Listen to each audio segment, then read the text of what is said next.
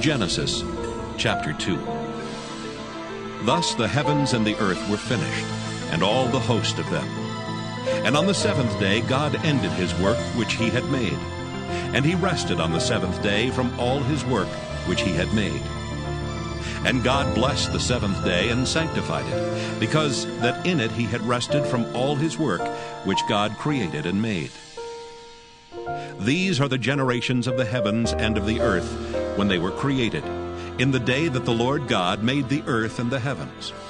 And every plant of the field before it was in the earth, and every herb of the field before it grew. For the Lord God had not caused it to rain upon the earth, and there was not a man to till the ground.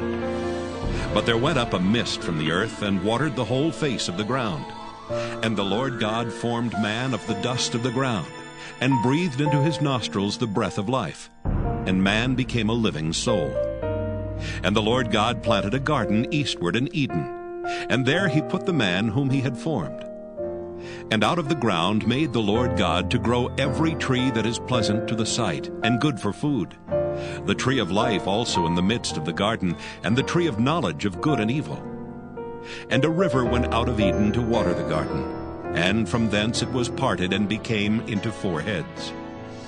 The name of the first is Pison. That is it which compasseth the whole land of Havilah, where there is gold. And the gold of that land is good. There is bdellium and the onyx stone. And the name of the second river is Gihon.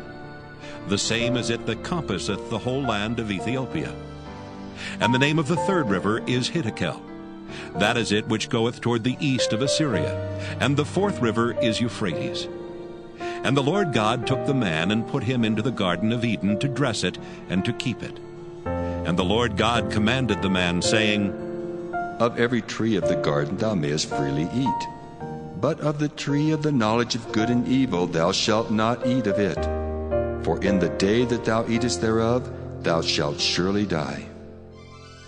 And the Lord God said, It is not good that the man should be alone. I will make him an helpmeet for him. And out of the ground the Lord God formed every beast of the field, and every fowl of the air, and brought them unto Adam to see what he would call them.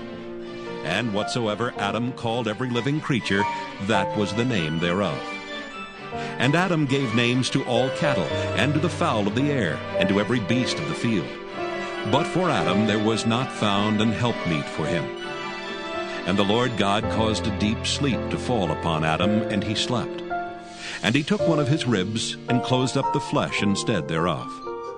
And the rib, which the Lord God had taken from man, made he a woman, and brought her unto the man. And Adam said, This is now bone of my bones, and flesh of my flesh. She shall be called woman, because she was taken out of man. Therefore shall a man leave his father and his mother, and shall cleave unto his wife, and they shall be one flesh. And they were both naked, the man and his wife, and were not ashamed.